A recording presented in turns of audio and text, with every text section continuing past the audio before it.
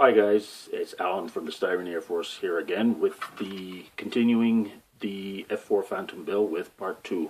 We're still focusing on the cockpit. We're going to try to get some of that completed up today and move on from there. So stick around. Okay, so one of the first things we want to do is we want to get the little division lines on the control panels between the different components here. In typical cases, you would either paint them all separately, or if there was an engraved line between them, then you would just put a wash on it. In this case, they're all raised. Dry brushing is probably one of the more common ways of doing this, because, you know, we want to stay within the gray zone of this. I'm just going to actually just go over everything with a Prismacolor pencil. Oops, can't even see it there. So there we go.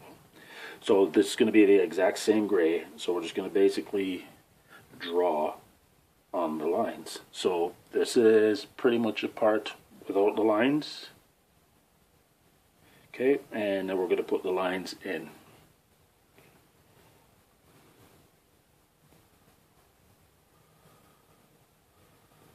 This is one of those times where I'm not really using the Michelin Models paints.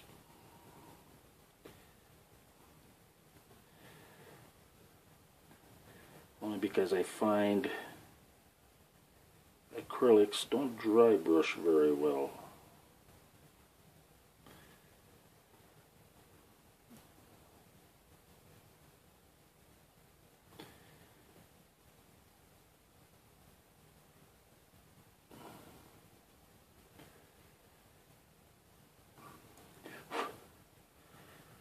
And then what you get is something similar to that. It's not very clean right now because I'm trying to do it so that you guys can see what's going on. But just to give you an idea, our best way to do it is just to go right over the whole thing, the marker, the crayon right on the side. Just color in the lines.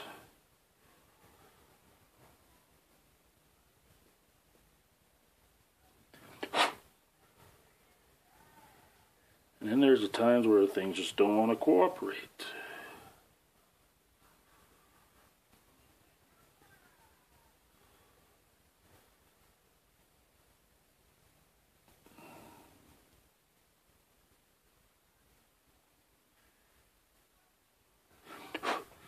And then there's the other side.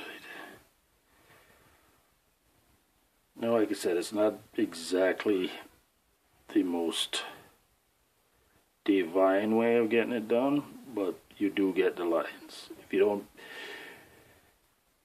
I'm not one of the steadiest of hands to do this, so this is just my way of doing it.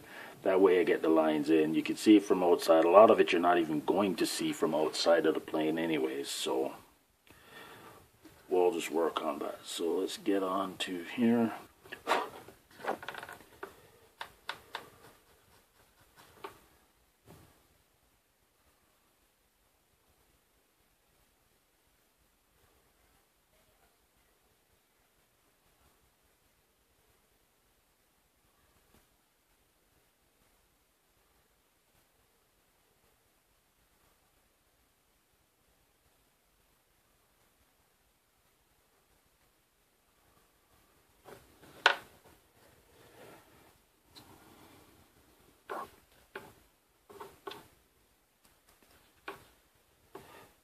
And there's another way you can do it also. You can pretty much do the crayon right over everything to get it kind of like a dry brush type effect. So you're just basically coloring the tops of all of the high points.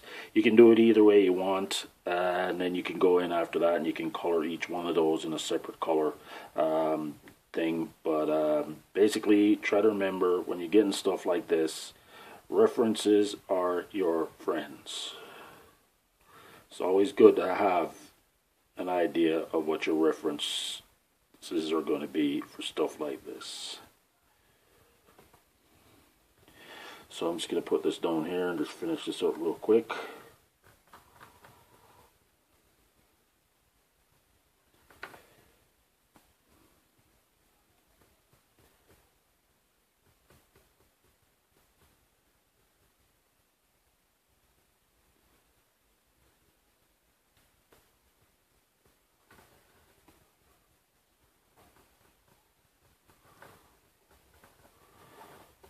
So I'm just going to finish up the other side here real quick, just so you can see where I'm going with this.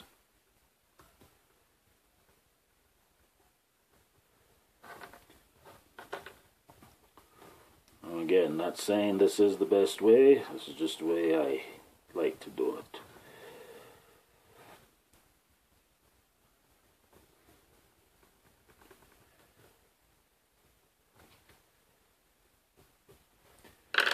And sometimes when you get a little bit of dust buildup with a pencil, just brush away the balance of the dust. And then you've pretty much gotten that sort of thing going there where, you know, you got some controls highlighted and stuff.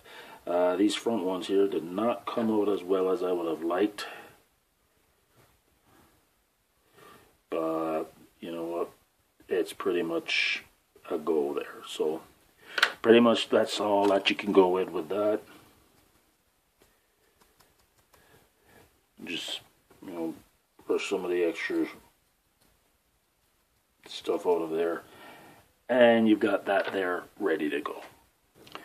Now for the instrument panel, you can pretty much do a similar thing, except in this case now you want to get all the bezels into a nice darker gray color. So what I tend to do is I could use like a marker, just a very fine tip marker, and then just color in the bezels here. So I'm going to go ahead and get all these done here, and then I'll show you the completed part of it, okay?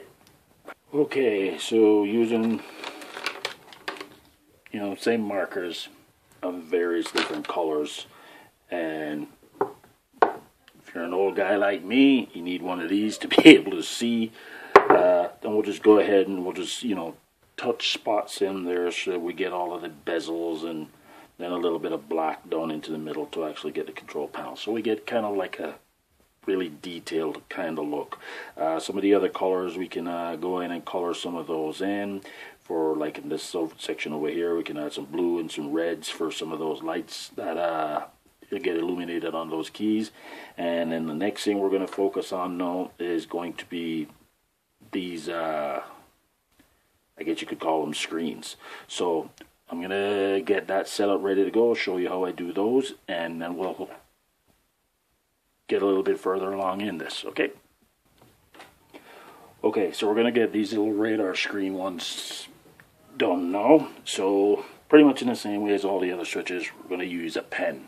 For this, I'm going to use one of these silver gel pens. Going back to the previous instances where you saw me use markers, it's important to note, do not use any of the Crayola water type markers. Make sure that all of these ones that you're using are some form of a permanent marker or something that won't wash off with just plain water. You can get the little fine point permanent markers, those would be good. You don't have to worry about them burning through paints and all of that, because once they get put in, they're pretty much going to be on the top, or they're going to be over, you know, a white color or something, and you want them to show up. So just make a point of that. Do not use any of the water-soluble markers. Anyway, so we're going to get into this now. So, pretty much, just color center of the screen.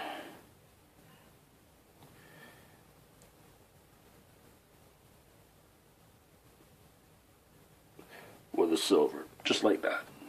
Okay, so you can see that? Just full silver, just like that. You can get to the Rio operator one, same thing.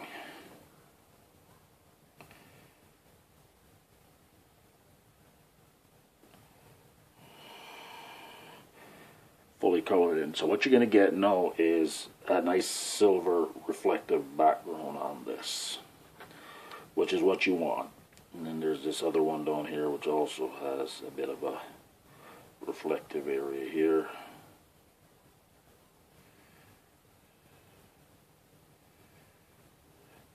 Okay. It's ink, so it dries relatively quick. And then what you want to get after that is you want to get in one of your clear paints.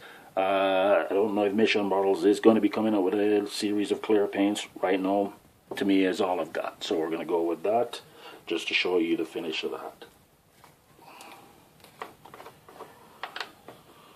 So, from some of the reference photos I've seen, the one for the pilot, that screen seems to be a little bit on the red side. So, I'm just going to put a little drop of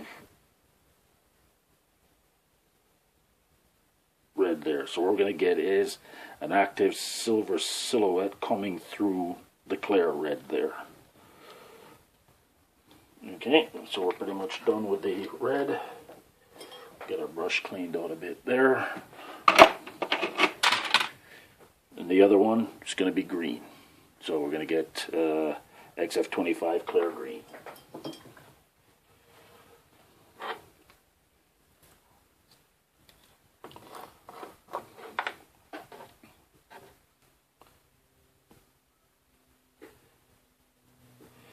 So underneath this red one here, we've got this other screen here. We're just going to paint that green. So you got that there. Then we'll go to the Rio operator.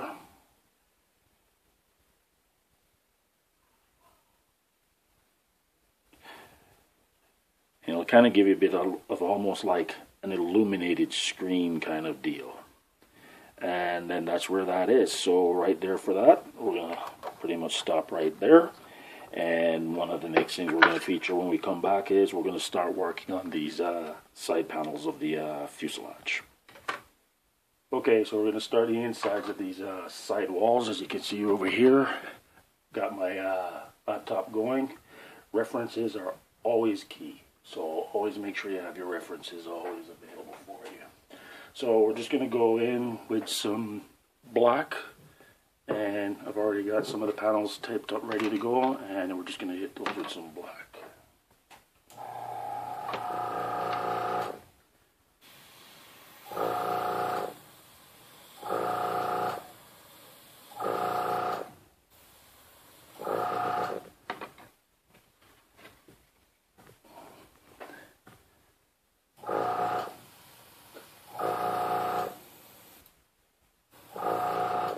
And just like that.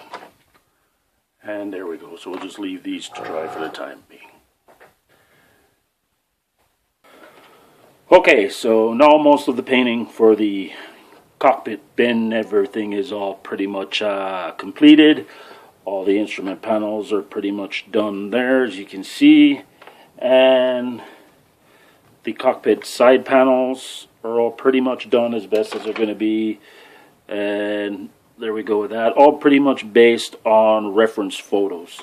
So I'm going to start a little bit of weathering on it here. Also, as I don't know if you can see it, but I'm going to point it right out here. Just down here on the seat, just put a little piece of scrap plastic there. That is going to eventually become the extra ejection handles. So what I'm going to do right now here is just do a little bit of wear and tear on the floors here in front of where the pilots are. And for that I'm going to use pretty much just crayons. So we got a Prismacolor crayon sets. So I've got a warm gray here, a dark umber, and a black. Sorry about that. I had to go deal with somebody at the door. Okay, where were we at? Okay, weathering the floorboard. So we're just going to do some minor chipping and scuffing and stuff like that.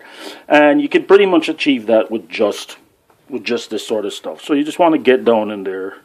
Let's get rid of that. And just, you know, dab it in.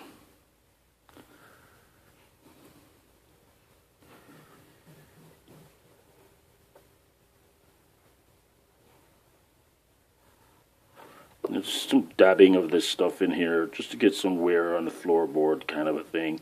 You want to kind of stay within where the pedals are, because I mean that's where the feet are going to scuff up, and you know, like right in front of the seat here. You just want to get like in this area here.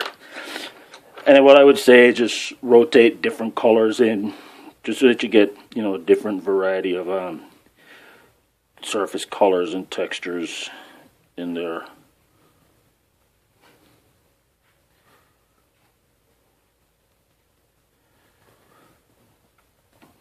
can get a little bit up in there. Use a little bit now of the gray. Yeah, and then just do that with the back one as well, so you can just get a little bit in there. Now, chances are, in reality, when you put all of this together, you're not going to really see much. Now, a lot of people say, well, if you're not going to see it, well, do it. Well, the idea is, you know it's there, and it is going to be somewhat visible, not like 100%, but, I mean, you want to be able to at least have it in there, that if somebody can actually see all the way down in there, you want it to be shown. This is just basically a graphite pencil, so it's an 8B. These are pretty good also for doing chipping and stuff like that in the darker colors. So it's pretty much like that. I mean, you can go in and you can start chipping some of these areas here around the cockpit, you know, all along there, you know, for where the guys are working, you know, down in the back here, you know. You just want to get different tones and different ideas of what's going on in here, because I mean, these things do get beaten up a little bit, you know. People getting in and out. Don't forget the instrument panel, because there's going to be areas around the instrument panel here that can get chipped up and stuff like that, you know, from people working on it. There you go. You know, same thing for the Rio operator. You want to get some little chipping areas here inside there.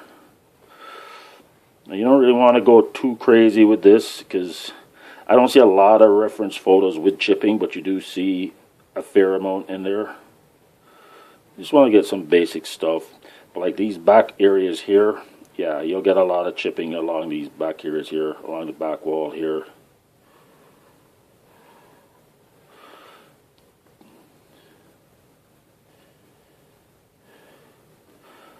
All up in the top here, you know, towards the back there, you know, things get done all the way back up in there.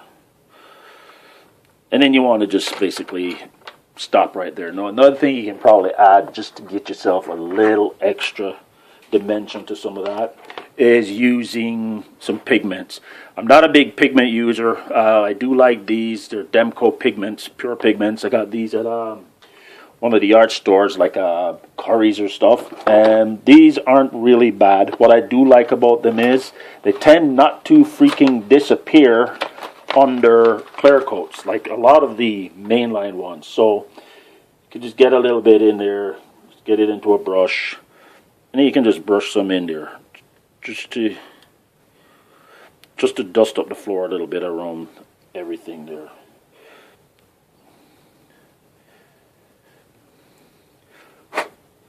You know, that sort of stuff. That's it. And you can get it down into the corners around the pedals and stuff like that. And just tap out all the excess.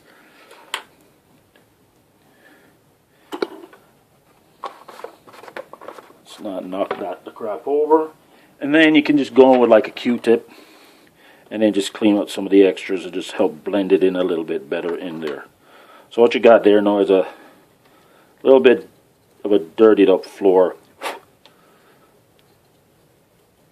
That's a little bit more in tune with everything else.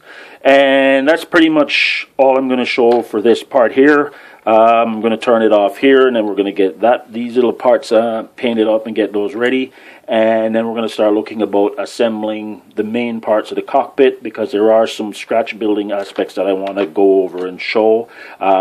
More than just these handles here, and then we'll go from there. Okay, so the extra ejection handles have been added in, painted, and black striped out. Now the only thing left on this really is to get a little bit of scratch building on it. And one of the first things that I'm going to start doing is the Rio operator's control panel. So best way to deal with this is you want to get something to simulate, you know, piping and wiring and all of that. So we just dribble little holes in the back here with a little bit of CA, cyanacrylate, super glue, whichever ones you want to term you want to use, and just glue in basic copper wire. I've got 2 different sizes here, and then we're just going to branch those off, fit these all in, and set them all up in a loom, and then glue it in, and then you can see how that's going to look afterwards, and then we can just paint all of that. That'll be one of the main upgrades that I'm going to be doing as far as scratch building going. So it's going to be a little bit difficult to actually do this on camera, so I'm going to shut it down here for a second, do this off site, and then come back and show you the results. Okay, so what's always good is to go and look at many different reference choices as you can find. A good place to go in is into Google or Bing or one of those kinds of search engines, and just type in cockpit. You know, all different kinds of search word parameters and all of that, and find a bunch of different things that you can find. So for, you know, things like you can add, like, you know, hoses in, little pieces of stretch sprue to add other piping, some bundled up wiring to show some other looms here. Let me just get that right in the camera there. All there, you know, the wiring is all laid out now here off the back of this thing. Looks a little untidy here. I wouldn't worry too much about it, because there's actually going to be a piece coming over it, and then we're going to have to build some pieces for up in here, because unlike the real thing, this kit does not have the other components that are here. So we're going to build those in and use some scratch pieces and some old pieces to make that all up. Also, you could get a piece of wire and then just get it on another you know, piece of steel wire here, and then just loop it around, loop it around, loop it around, loop it around, and then just slide it off, and then you can get yourself a little coil type cable like that. You know, just look at different things. You know, a microphone cable hanging down, you know, a headphone jack, you know, piece of wire, a piece of ear hose that you could get in there. This was just made with a piece of hose wrapped wire around it, but instead we left the wire on it, and so on and so forth. You know, small piece of sprue, painted a tip red for a little lever there. Another piece of metal wire here. We left the insulation on so you can get a little bulb on it. So these are all little things you can add in to kind of just liven up a cockpit. Sometimes it's not always key to go for complete accurate, because I don't think you'll ever be able to get it exactly the way the real thing is supposed to be, at least not at these scales. So it's just best to just put something in there, looks plausible, looks busy, gives you something more to see than what the kit part is, and it looks great. So what we're going to do is set this aside. We'll get some of this stuff here all painted up, and there'll be a couple of stills that follows this section here, and you'll be able to see that part. Okay, so for one of the final parts that we're going to do for this is we're going to get a little bit of a wash on the cockpit so that we can highlight some of the details on it and all of that. And for that, I'm going to use the Mission Models Gloss Clear Coat. First time I'm ever going to use this, so we'll see how that works out. And once that's all dried, then we can get in and do the washes and all of that afterwards. So let's just get this on. For that, I'm going to use my Iwata Neo that was supplied to me by my good friend and now brother, Matt Larson from Scale Models Critique Group. So thank you, Matt. This has been a great airbrush so far. I'm really pleased with it. And thanks for reaching out and helping me out of my little crisis situation that I had. So we're going to get some clear onto this stuff and get it all finished up. Works better with the compressor on.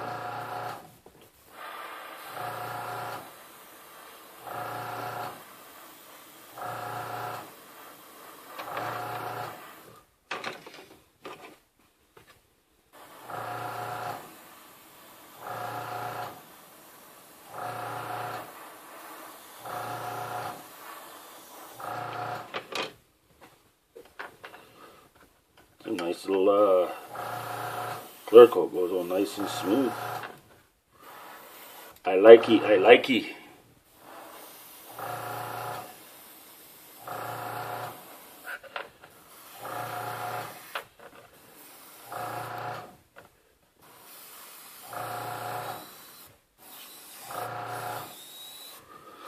One good thing about these mission model paints that I've really liked is it only takes a little bit and they go really far. I mean, this is like only 3-4 drops in here, and I've pretty much gotten everything done, covered really nice, and I think I still have half of what I made still left in the cup.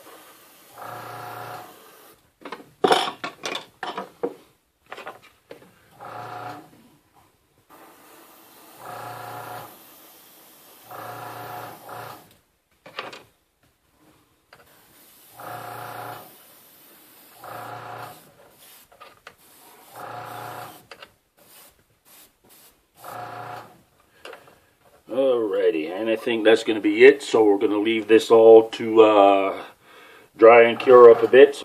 Okay, so now the final part of this would be to do the little wash over the surface, just to highlight a lot of the details, and for that I'm going to use MIG panel line wash, Black Knight, and we'll just get that into all the little corners and crevices, and we'll call this part of this build pretty much done. So it's just pretty much just a little bit, just touch it to a corner, and it'll just flow around all the details.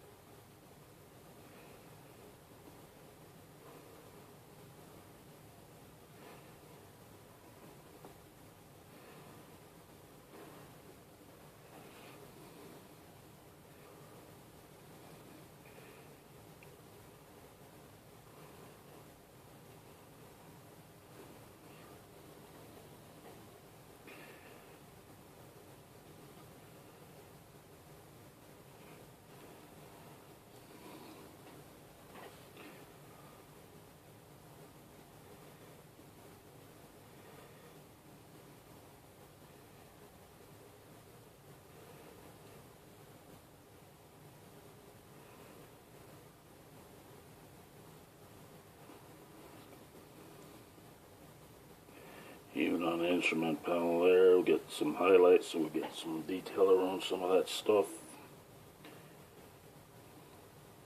On the seats, around all the seat belts and stuff. That way you get that shadow effect and some depth. Trying to get that 3D effect going. To dry for, I don't know, maybe 10-20 minutes, and then once you got that, we're going to just come back with a cotton bud and clean that off, and that will be the end of that. And then this is ready to go button up into the fuselage. But before we do any of that, we're going to get to the fuselage later on, and we're going to get some scribing done on all of this to accentuate all these panels as part of this tutorials, and we'll go from there.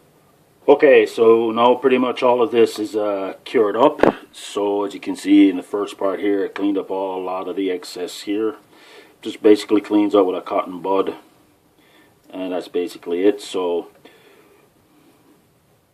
what we can do now is get to the back part here and start cleaning that up. So as you can see, pretty much everything just wipes right off, no problems at all. It's relatively easy to clean off the excess with this MIG stuff. This is actually what's really good about it, because another one that I do have that is also pretty good is the, to me, a panel line one. The only thing about this one is that once it's dried, you gotta basically use thinner to get it off. Sometimes you might end up removing too much, but it's actually an excellent one as well. But the MIG ones, and then there's even some AK ones. These ones, once they get to that point where they're dried to touch, they just wipe right off with a Q-tip, no problem. Like, I mean, you can see, I don't know how well you can see it on the video, but like right there, the little top there, that's it, it's gone. Everything's blended right in there, and you're good. And that's the end of the cockpit tub. So pretty much this is the end of the cockpit part. The only thing left to do with this is throw a flat coat on it, and then we can button it up into the fuselage, just so you can get an idea of how it's going to look in the fuselage. We can just set that there. So once this gets all glued in there and everything, this is pretty much what you're going to see once it's all glued in. And it'll have the other cover here. We'll do some extra parts for that. But like I said, we're going to end up having to do some scribing and stuff on this fuselage, so I don't want to close it up yet. Cockpit is pretty much done, ready to go. In the next video, we are going to look at the landing gear. I've got all the parts here pretty much set up for that. So we've got the tires, we've got the struts and all of that. We're going to set those up. I'm just going to do a little bit more cleaning up on a couple of the parts. Then we're going to get into this. We are going to do some detailing on this, putting on some hydraulic lines, brake lines, wiring, whatever, etc. Everything that's related to that. And again, this is where references are going to come in handy, so it can at least get it to look the way it's supposed to. So see you in the next video, and thanks for watching.